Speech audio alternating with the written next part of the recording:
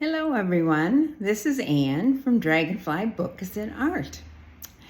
I wanted to do at least one video. This one I think will be two videos anyway on YouTube with some instructions on how to hammer flowers onto a blouse in this case. You could do it on a skirt, you could do it in a dress, however you wanted to. This was the first one that I did, and I'll show you about the fabric in a minute, but I just took flowers from my garden, and we'll go out there in a few minutes, and pounded them onto this fabric. And then I ironed them multiple times with a hot iron. So I'm hoping that it won't run or it won't fade as much. Those were the instructions that I had. Now, this one right here is a coreopsis with some leaves from the cosmos. This is nasturtium. This is a daisy. So you can see there's a lot of different patterns. Let me stand up a little bit. This one is a cosmos, a nice big one. This one down here is a lily that really comes out pretty with the blue and the yellow. Okay? So let's get on and talk about supplies first of all. Okay. So for me, I chose this pattern. I wanted something very simple. I sew, so that isn't so much of an issue, but I just wanted something that was very easy to put together. And the sleeveless ones are only a front and a back, and then the two neck facings. So it was very simple. And this comes in multiple sizes. So that's easy. Now, if you want to do one with sleeves, you would add those. But otherwise, this was a very simple pattern. Then you need fabric, of course. And for the one that I'm wearing today, I used a batiste, a very lightweight cotton. And it's very nice. It's a little see-through-y. So if you wanted something that was a little heavier, you might use a cotton broadcloth. For this one that we're going to be working on, this is a linen, a very nice organic linen, kind of ecru color, lightweight. And I'll explain all the pins and everything a little bit later. Okay, so it's always good, I think, to have pins, to have some scissors. These are my little ones that cut, like they're so sharp, it's nice. And a pencil, just for marking if you need it. And then here is my little hammer that I use to hammer the flowers with. I like this because it's small. This is an 8-ounce hammer. It's not huge, it's not really heavy, so it's easy, it's very easy to use. The other thing you're going to need, of course, besides the fabric, is some cloths. Now, these are old t-shirt cloths that I have ripped up. And you can see the seams in some places. I've used them already because I was pounding on the one that I'm wearing today. Then I washed them and can use them again. When I'm pounding the flowers, I want to have a hard surface at least. And then I place a cloth underneath so it doesn't mark on the surface, and place the fabric over that. And then, of course, a flower, and we'll get those in a little bit, and another piece over the flower. It holds it flat, and then you can hammer. So I think that's about all that we need. I have a mat here, a cutting mat that I decided to use to protect my table.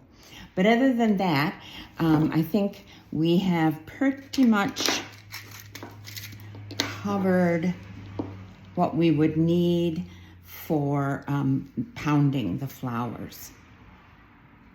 Okay, so let's go out to the garden and look at some of the flowers we're going to use. My garden is right outside my deck. It was kind of a small rectangular piece that I could dump some compost. Well, actually, I laid boxes on top of the grass first, and then had some compost dumped on the site. I laid down some bricks just to have a place to walk.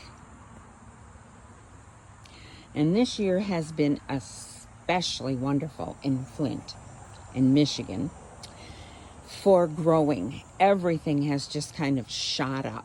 So my garden looks full and beautiful and colorful. I did have to put chicken wire around it. I didn't want to have to do that, but the bunnies got into the garden and ate, I guess 2 or 3 of my plants. So I decided to put the chicken wire around it, and they haven't been in since. So that's really saved a lot of my plants. Okay, so I'm gonna climb inside and then we'll look at the flowers more closely. Okay, so here we go. Let me give you a wide view. I'm inside the fence. I have some blank spots which can be used for next year. But this was the first year I was doing this, and so I just kind of took dye plants, the list of dye plants. Okay, right here is my cosmos. I've got some purple, or light lavender actually, some red, and then a big bunch of white, and we'll see how that prints out on the fabric. Usually makes a really pretty green. Down here is some weld.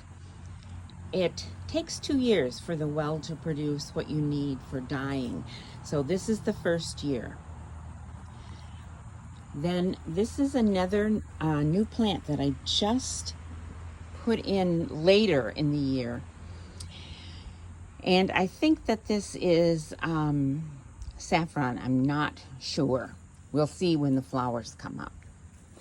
Then if we take the path over here, I've got a couple, 3 actually, varieties of coreopsis. I have the redder, which really makes pretty eco-dyeing and pretty pounding. Then down there is a little bit different. It's a little darker than these that are thriving. You can see all the little buds, I think. Yeah, there they are on these. This is another plant that I just planted. This is, I'm pretty sure, Sebaceous black. I will get a black flower. Then here's my nasturtium, and in fact I cut down some of the vines because it was kind of taking over. I love the nasturtium and it grows like a weed. Whoa, this is a weed. Let's pull this out of here. There we go. Okay, oh, I got some of the nasturtium. Anyway, for this I have some red, some orange, and some yellow over there.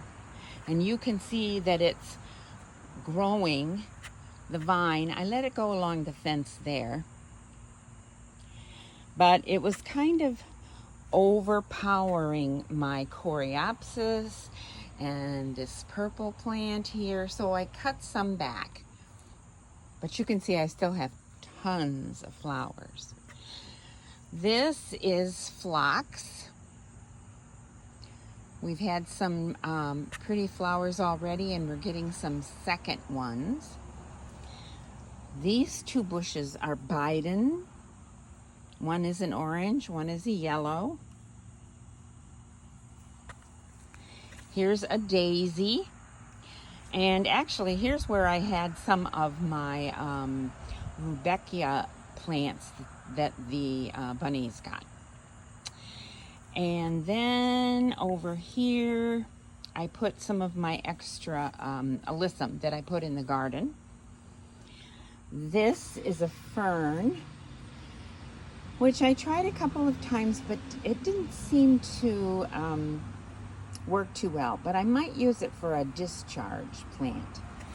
Then kind of hiding under here is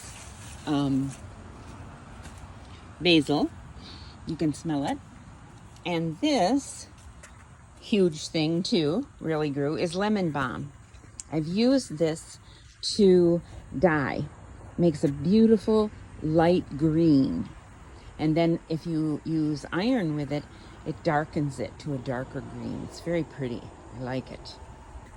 So then, as you can see, my huge sunflowers, I think I have about 10 or 12 sunflower buds on these.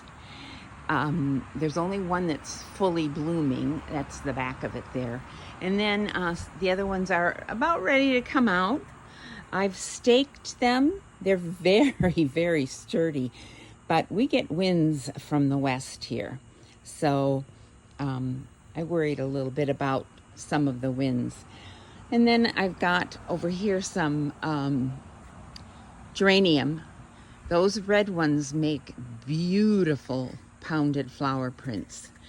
I have also some dahlias, which aren't blooming very well. We had some, and now we haven't had any for a while. So around the gardens, around the house, I have more plants that I might use. In the back there is my cotinus bush, or smoke bush, which is still little, but she's doing okay. And then I also got a hibiscus bush that all her flowers are gone for now. I don't know whether she'll bloom again this year, but they were huge, big pink blossoms that eco-printed this bright, almost chartreusey green. Okay, so there we are. These are the flowers that we're going to be using for the hammering. You can see I have a friendly bunny. She watches out and makes sure that nobody eats the plants. And here's my sunflower. She's huge. And you can begin to see, oh, here's one over here that is getting ready to open. And she's got one next to her and behind her hiding. This one is going to be opening soon. So I just love the garden.